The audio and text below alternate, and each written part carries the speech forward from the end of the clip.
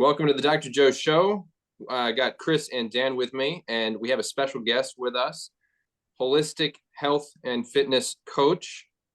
Arriale Starbird is with us today. She's all the way on the other side of the country in New York. Welcome, Arriale. Thank you for having me on. I appreciate it. I wanted to invite you over today because I want people to know that there's more to do than just the mundane medicine thing. I think the key word in what you do is holistic. And holistic, I think, is poorly understood by a lot of people. And sometimes there's a lot of simple truths of life that people forget, right? So maybe you could just take it from there. Yeah, well, the foundations of health, those are, I know, Joe, you study martial arts. I don't know if any of you, but my teachers always say, you got to master the foundations first before you try to do all these complicated things. And how often people want to do the cool stuff and they want to skip the foundations. And in health, people do it all the time. I know so many clients that when we look at how they got their education in health from their childhood, it was just chaos. Like no one told them that, first of all, you should have foundations of health. And then what are they? Like, well, how much water should you drink? When should you go to number two? Like how many times a day? Exactly how many vegetables should you eat? Their parents usually did not know. And then what they got in school was that awful food pyramid with the bread at the bottom. And that's it. They think that's foundations of health. As long as they do that, they're going to be healthy. And then when they're 300 pounds and have diabetes and cancer, they're like, I don't know what I did wrong. I don't get it. I thought I was doing what I was supposed to do. What they think is foundations of health is just absolute garbage. And then so they have to unlearn a lot to come back to what truly is. And so like having fresh vegetables and fruits and clean water and clean air. And, it's good to have a certain amount of stress, but not chronic stress that's 10 out of 10, like we'll have in big cities.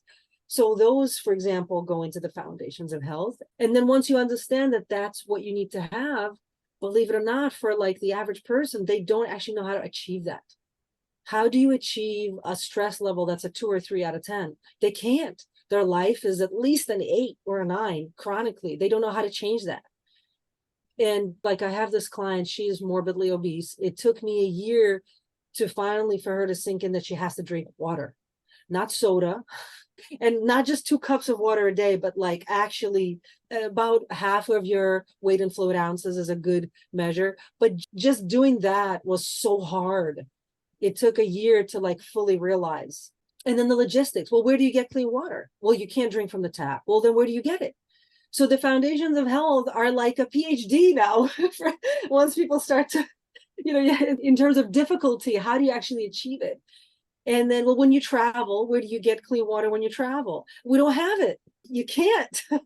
You have to buy it. And that means that only people who have a certain amount of money can even get foundations of health. You don't have them by birth. I think that's awful. So I'm going to let someone else speak to that. I mean, I'll just say about 85% of the healthcare burden is basically produced by our pathological food industry. So that's mostly diabetes, metabolic syndrome. I went to medical school and I learned about all these exotic diseases, genetic disorders. Oh, don't miss an ANCA vasculitis. Don't miss a Goodpasture syndrome. The really rare stuff. Well, everything we see is food industry disease. I think that's in that education and the food pyramid that comes out of the USDA. They just put Lucky Charms on the food pyramid. I don't know if anybody saw the picture of that. It's pretty atrocious. Wow. And pizza is still a vegetable. That's still a thing.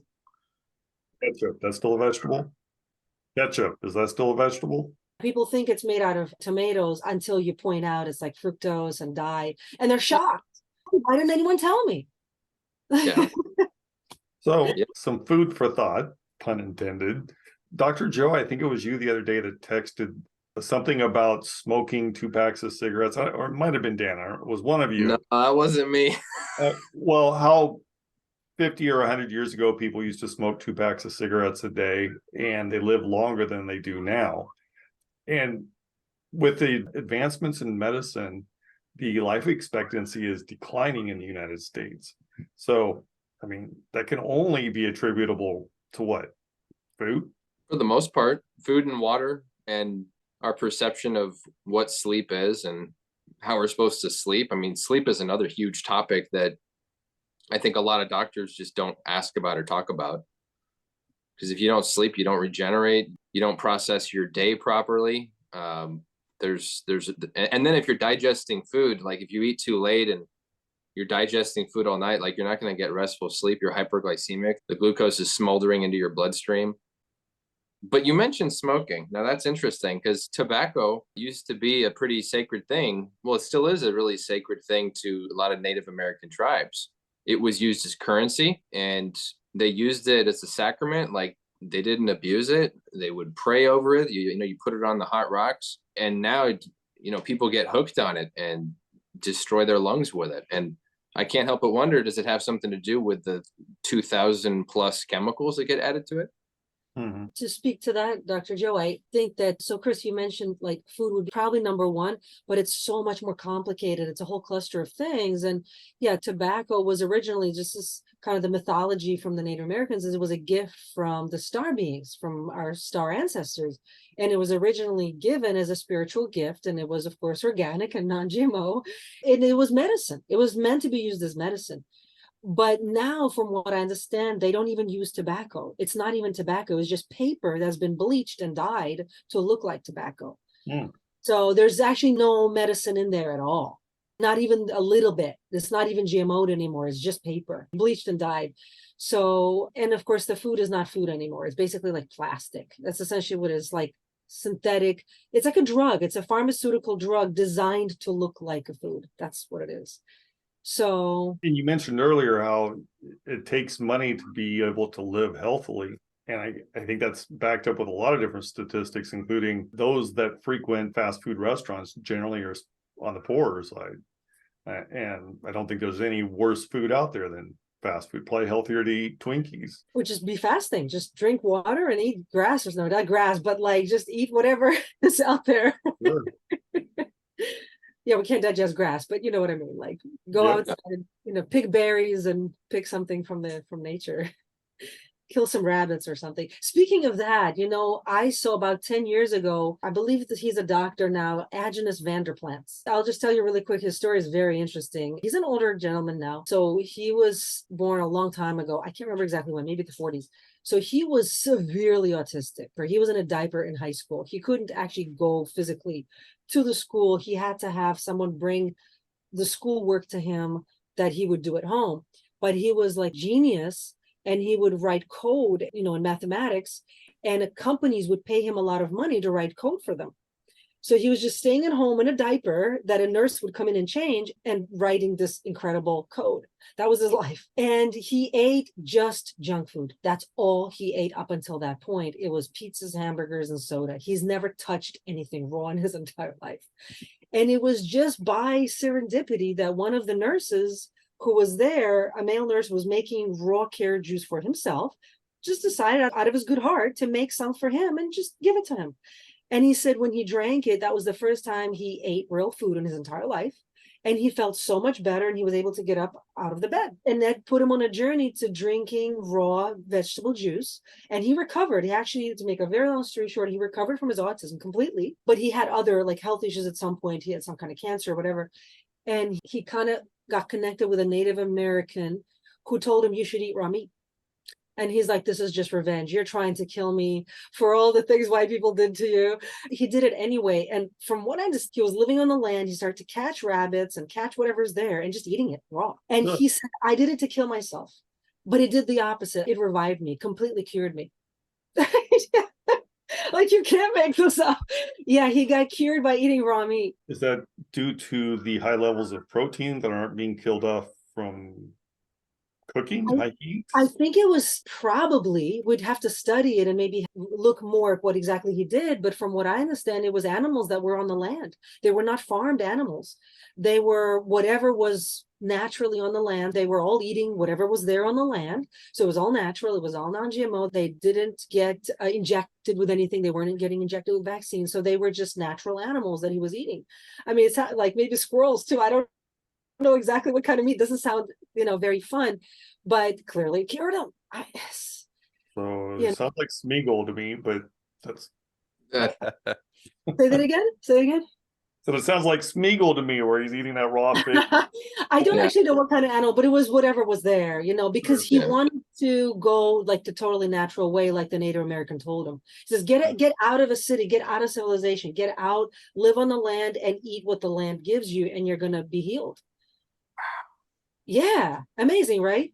So hard And to do now, though, with the, oh I yeah, mean, you can't live off the land. The land is owned mostly by there isn't anymore. Monsanto, and That's right. they're spraying atrazine on everything. That's right. So the There land is few and far between now. right. You can't really find any more untouched, healthy, natural land. Right. Everything's been GMO'd, even like, yeah, even grass. Hawaii is like one of the last places previously to this fire. I don't know how much of the vegetation is lost, but the locals were saying, we could live off this land. Like, we actually don't have to go get groceries. We have enough fruits and vegetables here to sustain ourselves. We're trying to keep the tourism out. So there's like untouched parts of Maui on the Hana side, and certainly some of the other less populated islands where they can still do that. But there's like few and far between. Yeah, and of course, all that chemical toxicity, the radiation toxicity from Fukushima, that came down and affected Hawaii a lot. And so some years ago, I was in the clinic doing IV chelation. It's a long story. I'll tell you my story, like how I healed. I was there and there was a guy there. He says, I lived in Hawaii for like 10, 15 years, and I was just catching fish in the water and eating the fish. And I didn't realize it all had radiation poisoning from Fukushima. So he got it from the fish. Yeah. And he had to do IV chelation to get rid of all those heavy metals and radiation. So yeah, Hawaii has been hammered and clobbered because it is such an oasis, and it was such a like a little promised land, and they had to destroy it. I mean, they just had to poison it. They can't allow something pure to exist. Didn't something similar happen to the bananas on Oahu? That wasn't a fungus released in the 60s or 70s, and like it just came out of nowhere, right? Maybe I didn't hear that story. Tell me about that. I was at the Polynesian Center years ago, and I don't remember the exact year. And I don't know if it was on a bus tour or when I was at the Polynesian Center, but they said they used to cultivate a ton of bananas in this part of Hawaii, and then just a fungus came and just demolished everything. Very interesting you bring that up, because I don't know. yeah. Because I remember there was a big deal about Chiquita Bananas, that company having so much power because people in that culture are used to eating that. They used to eat bananas and it's part of their culture. And Chiquita just took over. So it's got to be GMO'd. So they took away the natural and they gave them the GMO'd, and people just took it. Yeah. And this kind of goes back to holistic health. The reason why a fungus takes over an organism usually is because the microbiome has been disrupted. And a perfect example is triclosan, the things that are in antibacterial soaps. And, because if you obliterate your microbiome off of your skin, because we're covered in bacteria, it's not just inside of us, it's like all over us. You're going to get fungal infections like all over the place. Happens to our food, it happens to us.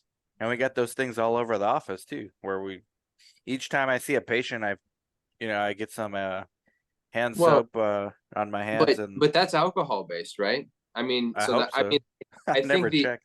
Well, our gel stuff is alcohol based. Okay. There are hand soaps that have triclosan, and triclosan is very bad. It ends up in the water supply, and it gets in the aquifers, and it messes up the soil, and I mean it's devastating. I mean, ethanol is just ethanol; it just evaporates, goes away. I don't know, Ariel, do you have an opinion about that, about washing, about hand washing? I mean, there's soap versus antibacterial versus. I'm going to come at it like MacGyver. I'm going to come at it because I have a theory to share with you. I don't know if you've ever heard of this idea of macrobes, not microbes, macrobes, which are archons. David Icke and also Michael Tessarian, they talked about them. That word actually somewhere, it's either in the scripture, in the Bible somewhere, that actual word macrobe. I don't know if I can prove this yet, but I have this insight of I think I understand how this works, where these macrobes that are archontic entities, who are, from what I understand, like very, very large, they're giant in comparison to a human, and they want to manipulate humans, and they just do it wholesale. They don't necessarily come in like a demonic entity might. Like I studied with an exorcist, a shamanic exorcist for 9 years. So like, this is a science to me.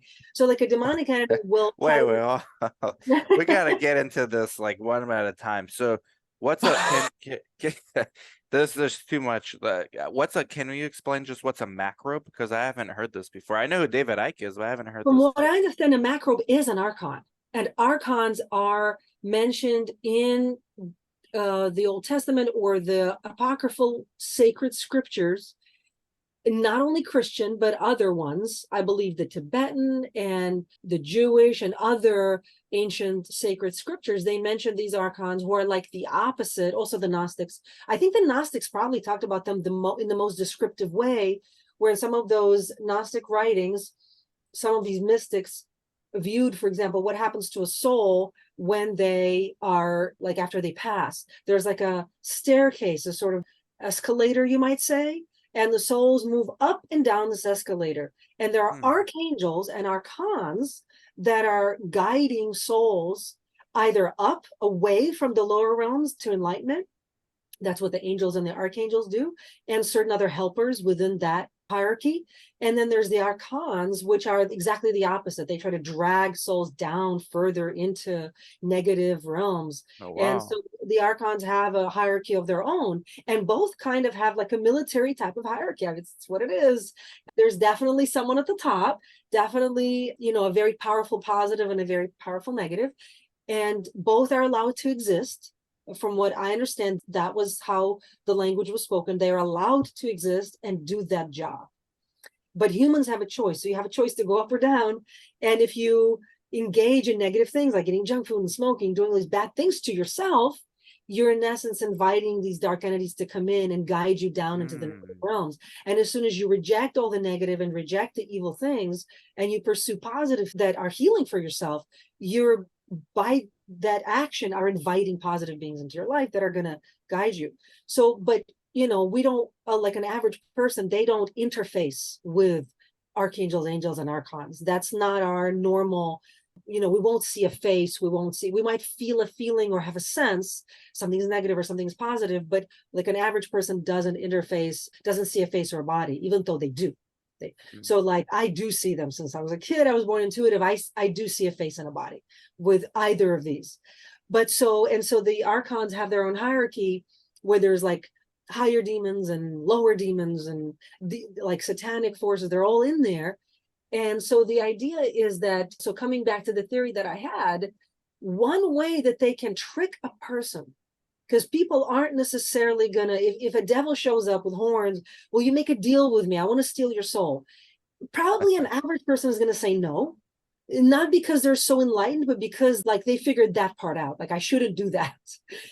But when they're offered a pizza and a cheeseburger, they're like, oh yeah, I'll take that.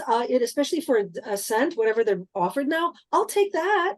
Vaccine, I'll take that. So my theory is that these macrobes or archons found a way to manipulate humans through things like bacteria and viruses. And Wow. we're manipulated at a level we can't argue. We don't know how to do that yet. One thing that has never been explained is where viruses actually come from, like where the first virus or whatever set of viruses, like where did they start? Yeah, the theory is that RNA came before DNA, but that doesn't make sense biologically either, because RNA is like a secondary product of DNA. Unless they can help each other out, unless they're like backup systems for each other. But I mean, most of us learn to some degree like what a virus is, whether it's a plant virus or an animal virus. It's something that does not exhibit the regular signs of life, like excretion, reproduction. What did they say it has currently reproduction, is? but it doesn't have excretion, and it doesn't appear to have. Anyway, go ahead. What is the agreed consensus of what the first life form was? Was it a bacteria, or virus, fungi? Something like archaebacteria. It was Bacteria. but I remember I heard something where somebody threw a bunch of stuff in a bottle and they put an electrical charge through it, and they claimed that something came to be inside that bottle. And I don't know if that plays into this at all. Like, is this just I saw that research. Yeah. I saw that research that even in hermetically sealed situations that where everything was totally sanitized, some bacteria formed. It just emerged. Interesting? Proving that we can't have, we don't know how to not have bacteria. Dr. Hazen would say, you know, we're from bacteria, we die, we become bacteria, it gets recycled, the next person becomes bacteria too. That's Dr. Hazen. We've had her on the show. Well, we need to have her on Dr. Joe's show too. Actually, we got to introduce you, Ariel, to Dr. Hazen. That's a match made in heaven right there, especially talking about Gnosticism. I'm in the middle of reading a book, Meditations on a Terra, thanks to Dr. Joe. Yeah, it would be fantastic to extend the conversation to maybe a panel, like have an actual panel. But you know, another thing regarding viruses, and I don't know if this is true, some of it is like woo-woo science. It's like it's science, but it's going into the realm of, can we prove this? You know, there are some, so we're talking about Native Americans and the star beings, right? The star beings are basically like extraterrestrials, you know, like it's okay to talk about it now because now the government is talking about extraterrestrials. So it's now okay. It used to not be okay. They used to say you're crazy if you did that, but hey, now it's okay. So let's talk about it. So supposedly some of these, just like we have, like I mentioned, duality, right? We have positive forces that help us move up and negative going down. And that's, from what I understand, that's the hallmark of this particular universe. Everything has duality. So you have these extraterrestrials. Some are positive, some are negative. We have bacteria, some is positive, some is negative. Some helps us, we need it, and some really harms us, makes us very sick, right? So I was told, I think a long time ago in school, and which is probably a lie, that all viruses are bad. See, I don't know if that's true. It's possible that some might be good, because some of these extraterrestrial space beings told us, when humans get a little too comfortable and you're not evolving fast enough, you're just sort of plateaued in your evolution, we send you a virus that causes you to react to it. And that reaction causes you to grow. But I suspect the negative ones are doing that too. So is it possible that some viruses are positive and some are negative, just like with bacteria? Wow. Well, we're definitely using. Well, what would be an example of a positive virus? Something that causes more enlightenment, something that causes critical thinking. Like, wouldn't that be nice? Like, can you imagine? That'd be absolutely fantastic these days. They should be sprayed on everybody. But what is an actual, like, current example? Is there an example of a positive virus that's known? I don't believe there is. That's what I'd like to know. You know, because if it's true that the certain forces have been trying to hide the fact that there's positive extraterrestrials at all, or any kind of extraterrestrials, then they would hide what they are doing too. So if there are positive viruses that are being sent down by these extraterrestrials, that also would be hidden by science. Oh no, don't tell them that. Can't tell them about this. Chalk it up to something else. Tell them we just don't know. We don't understand it yet. We need more research. The way Roswell was handled, I mean, Roswell is very well studied, and there was a book that was published, I think last year or something, on one of the anniversaries, and there's a world expert, and the guy, he has almost every minute of that day and the relevant timestamps of the Roswell incident down. And the amount of psychological manipulation that came from the military on the American people to make that story go away and make aliens funny, it's astounding. I mean, there are psychologists, PhDs, who analyze the newspapers. You know, it would start as like a fairly objective report of what happened. Then it would move to some pseudoscience. Then it would move to like ridicule. Then it would move to like malignant, hey, you're idiots if you're talking about this. That's like the psychic driving through the media. Absolutely.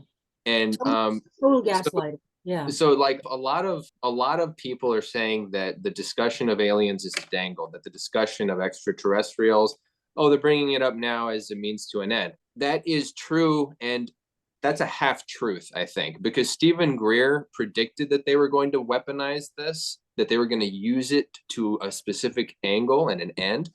but that doesn't mean they're not there. I mean, like you were talking about ancient texts like the Vedas. I mean, if you talk to somebody who's Hindu, lights in the sky, beings from above, they're just like, yeah, that's like pretty standard. Yeah.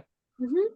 You know, like the Nephilim, you know, the weird creatures described in the Bible, these things with all these like feathers and eyes. I'm like, well, Lions or fallen angels, right? yeah, like what are those things? You know, so Well, and how about all the paintings, all the iconography that had literal visual UFOs in the painting? There'd be like Mother Mary and Jesus, and there's the UFO. And it's yep. like they just removed that from public view, but you can find those things. Mm-hmm. That's Or right. like the UFO with the beam, right? Like the beam going down at a person. Mm-hmm. And it's like you can't pretend that's not there, you know? Yeah, I think it's all about human experience, and I think it goes back to, I think the foundation of all of this is, what do humans need in order to access every function and capability that we have as humans, as the stewards of this planet? If we're ingesting a bunch of chemicals and junk, then we're barely going to have our mundane senses, and then our other senses are not going to be there, and then we're going to miss things. But you know, you see faces. I've been intuitive before. I've had a lot of dreams. I've had a lot of strange happenings. I've had, you know, connective experiences with both people and animals. So I've had tiny glimpses of it, and that's since I was little. So like I know there's more. I'm not sure you guys were expecting this conversation. No, Well, but I love this kind of stuff. Yeah. Okay. All right. Well, Yeah, what were you expecting? Nah, I don't think anybody was expecting anything. I mean, like, I think they like, you know, they heard health, but they don't know, like, you know, but you are holistic. I mean, you're looking at everything Holistic at the same really time. means spiritual. Spirit, soul, mind, and body. That's right. And one thing that I say over and over, I should really make it like a trademark. The body is spiritual. And if someone really wants to have a healthy body, then it implies there has to be a healthy spirit, because you can't have a sick spirit in a healthy body or a healthy spirit in a sick body. They're not going to be congruent. If you're healthy, then you're healthy at all levels. And if one part of you is unwell, then the rest of you is going to feel unwell. So coming back to the whole archons and dark forces, if someone has demonic things manipulating them through the negative bacteria or the negative viruses and certain other chemicals, then they are making themselves available and in tune with negative events and more powerful negative entities, you know, and it becomes like a downward spiral. They're sort of guided to do bad things and eat bad foods and consume bad substances, which then in turn attract more powerful dark forces, like a snowball effect. You know? Yeah, I think it was in the book, Meditations on the Tarot, where they actually talk about cycles being repeated. That which is above is also below, and the whole power of symbols and analogies. So Mhm. there's got to be something correlated to health. I mean, I that's think it goes further than that. And I think the Bible even speaks on what Ariel was just mentioning to a degree. your body's a temple. Well, partially, absolutely, but I'm summarizing here. Basically, the Bible says that you have to invite the demon in for it to have entrance. Yes, the dark forces also believe in free will. You're right. This is why temptation is so powerful. That's right. And if someone doesn't know that that's actually what they're dealing with, because it looks so good or it looks normal, then they don't even realize they're making an agreement. Oh yeah, and that's illustrated in Jesus being tempted. I think, what was it, like 40 temptations or something in the For desert? 40 days, he was 40 tempted. days, yeah, 40 days. 40 days, 3 temptations, right? I believe that's correct. Yeah. So- You know, oh, go ahead. Oh, I was just going to say regarding language, right? Contracts. It's a very tricky subject because, yes, we do get tricked into things we didn't realize that we agreed to. And if you think of DNA as language, then if we make a contract at the level of DNA, according to universal law, that counts. You agreed. Hmm. You ate that thing and you agreed to therefore sprout that thing. You have this And because you ate that, or you know? and that's Yeah. epigenetics, because you got methylation and ethylation of DNA when you have certain habits in your life. And so then if you have children, those children are going to have those same methylation and ethylations in their DNA. So kind of like the movie Gladiator, what we do in life echoes in eternity. So what you do for yourself matters. So for especially the teenagers, folks in their 20s, people who might be thinking about having a family, take care of yourself, invest in your health. Don't start paying attention to the stuff we're talking about here, Transcription because factors are real. The Bible even talks about this. I'm not entirely religious, but the children will pay for the sins of their fathers. That's right. And it says something like, I'll pursue you for the next 7 generations, or something like that. It gets Mhm. passed down. And the shamans knew about it too, that there are these generational curses, right? So what's a curse? Essentially, it's what we think of it often as someone vocalized something. So somebody kind of forced you into an agreement. A curse is usually A negative outcome, right? negative Like it's outcome, yeah. right? And there's usually some sort of incantation or something. So there is language. There's always language involved. Well, DNA is language. We're talking, right? So I wonder if DNA was Very before complex bacteria. language. We were talking about what's first. Bacteria was first, but something had to create bacteria. It was DNA. Yeah. It was language.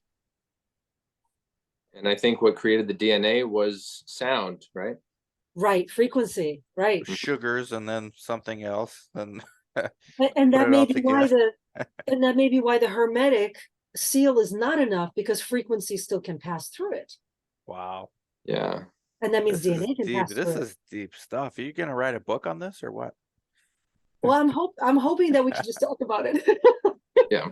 This Um, this can go in so many directions. Can you talk a little bit about, I'm on your LinkedIn and I was looking at your shamanic energy medicine. Can you kind of like explain just to lay people what this actually is?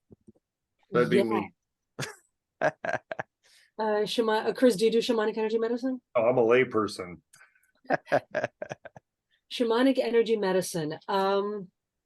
So I through interesting referrals, I found a shamanic mentor when I was in my early 20s, and I was having various health issues and whatever.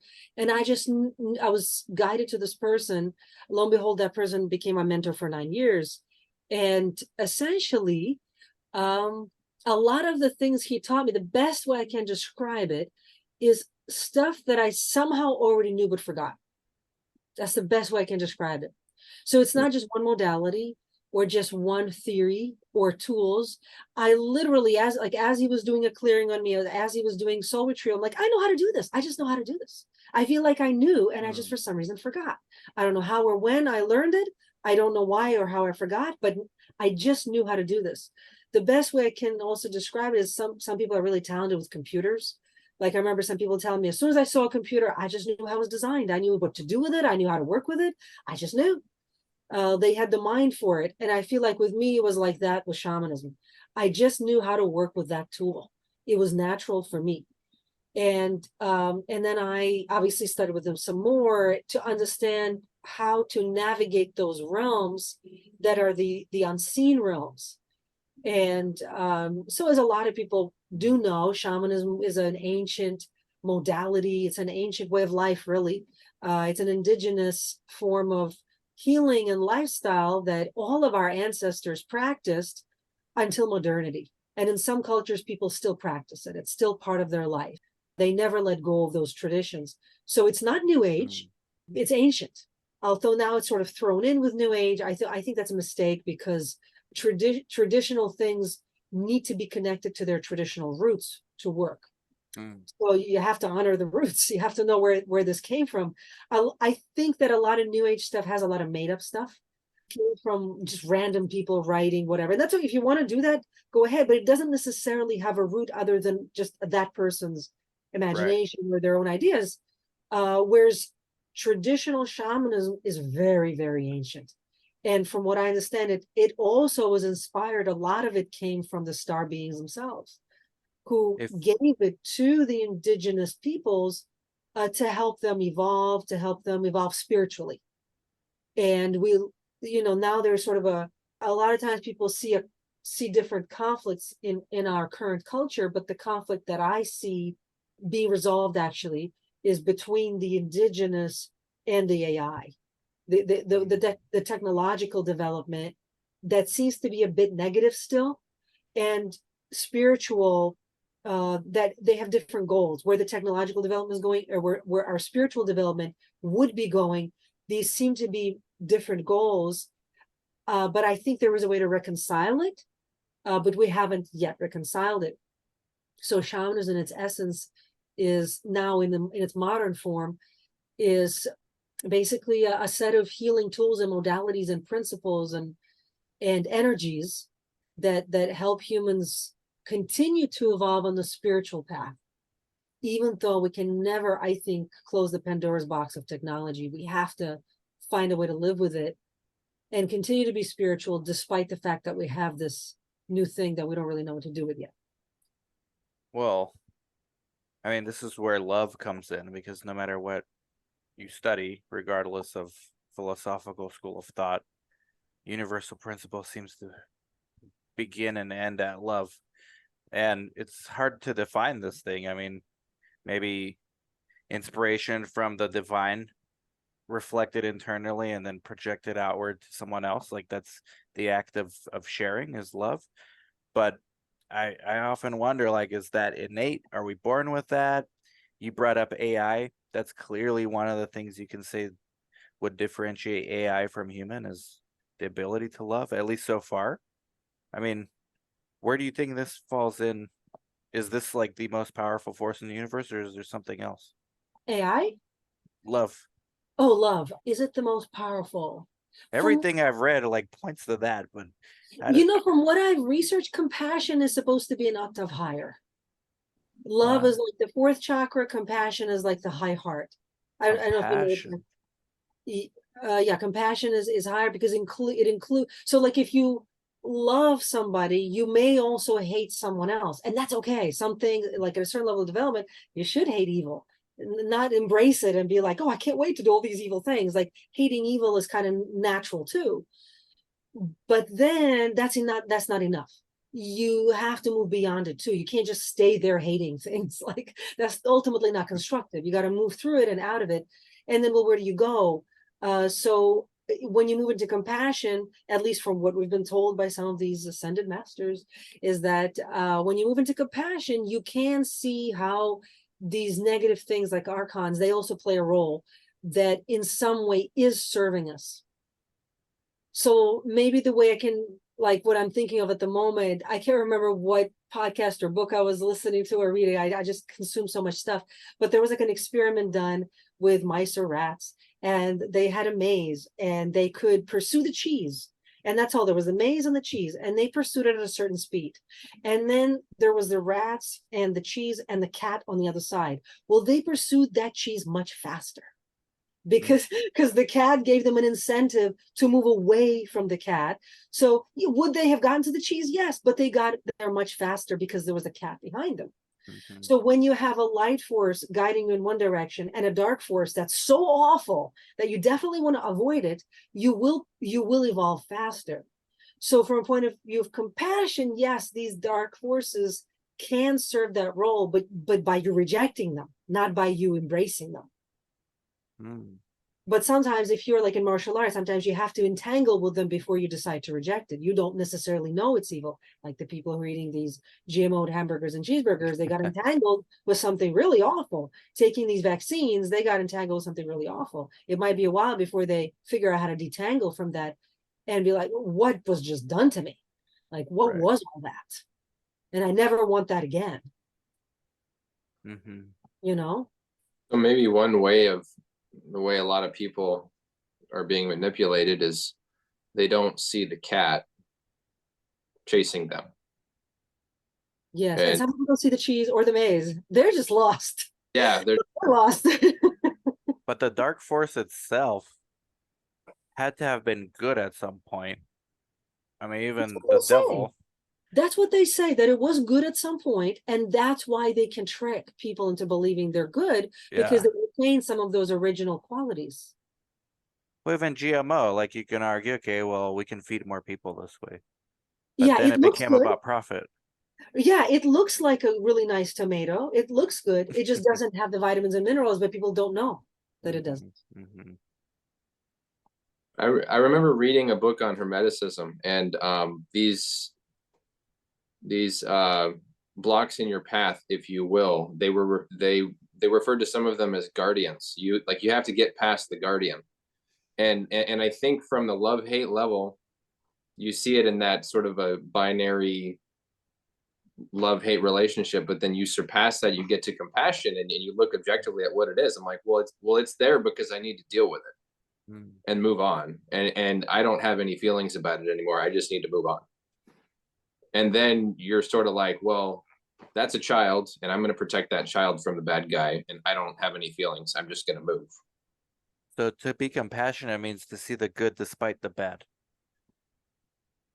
Well, yeah, I mean, I Yep. almost think of Clark Kent from Superman. Like, he sees the best in everybody, even though he always gets burned by everybody. He still tries to see the best in everybody. Well, but he still fights the bad guys. He I still think fights that's the bad. yeah, that's the really, really important key thing. Just because you see the good doesn't mean you now would prostrate or worship it or make it your best friend. No, you can see the good and still realize, yes, but what the person is doing is bad, and I can't let you do that. Yeah.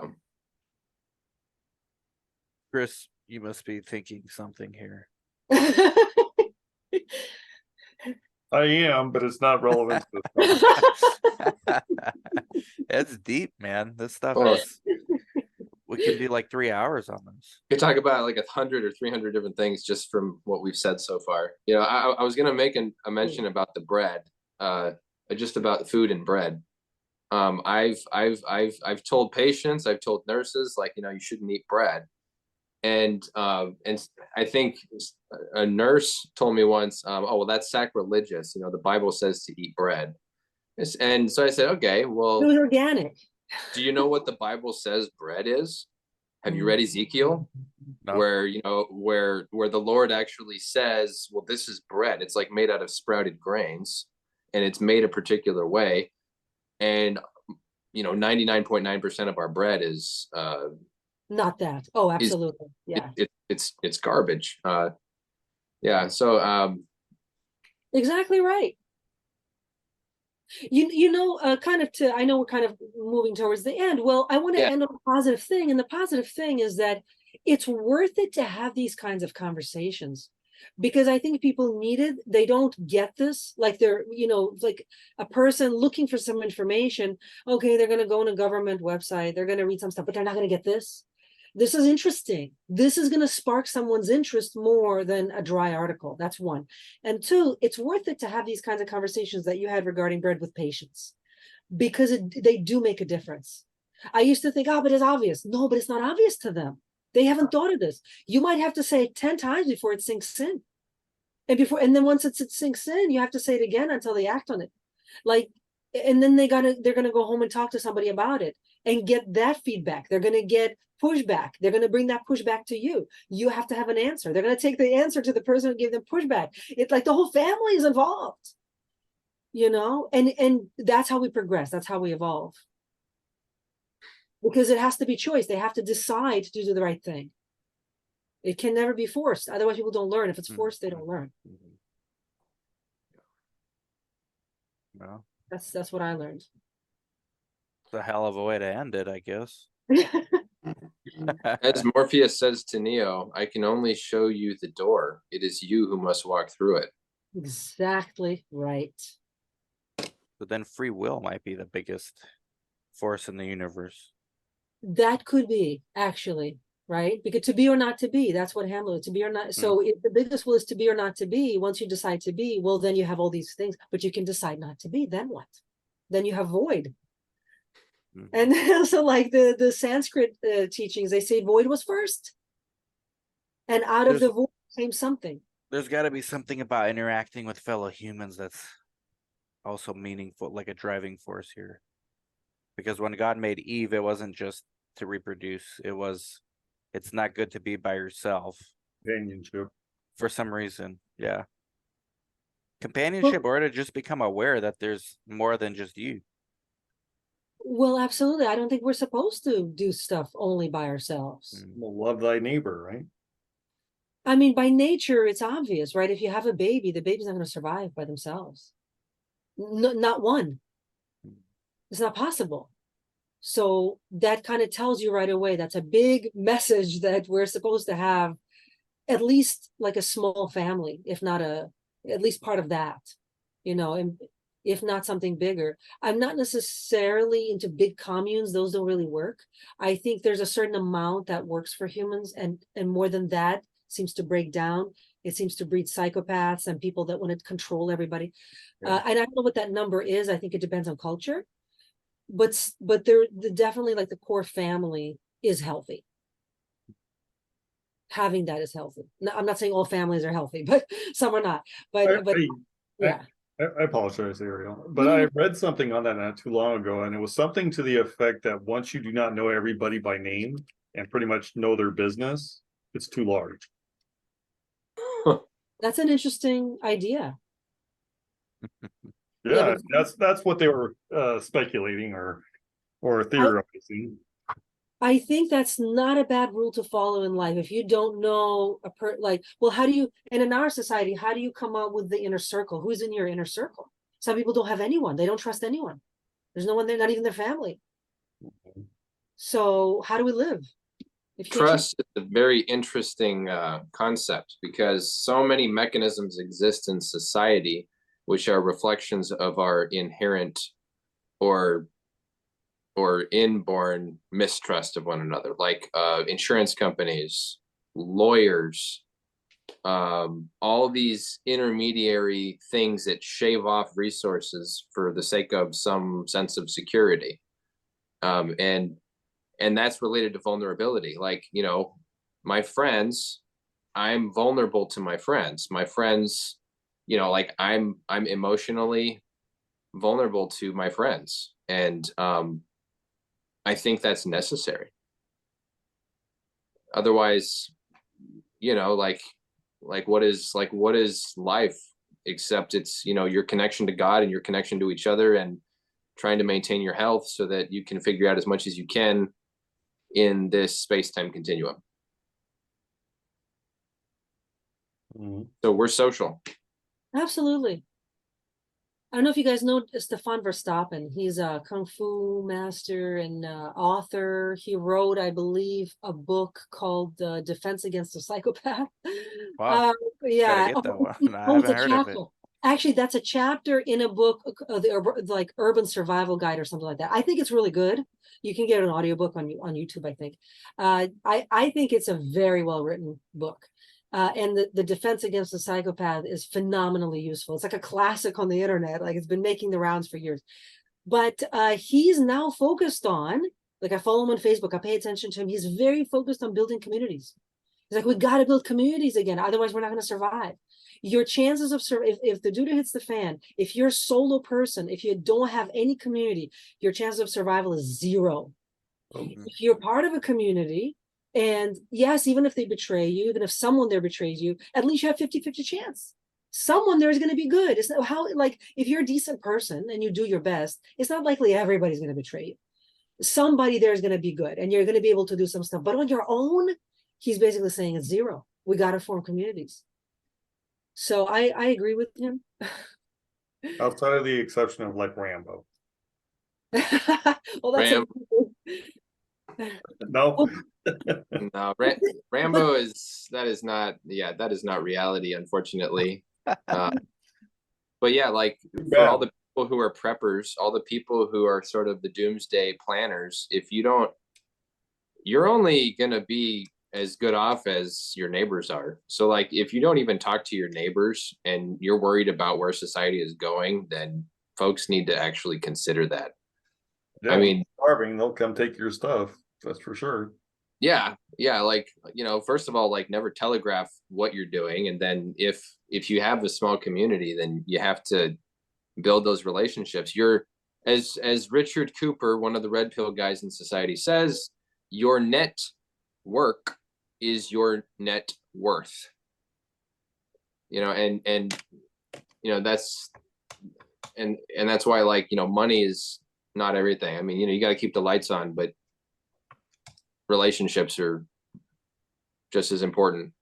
Well, absolutely. And like Harv Eker, who was a mentor of mine years ago, he had a way of simplifying things. Where does money always come from? People are like, from jobs or this. I was like, no, money always comes from other people.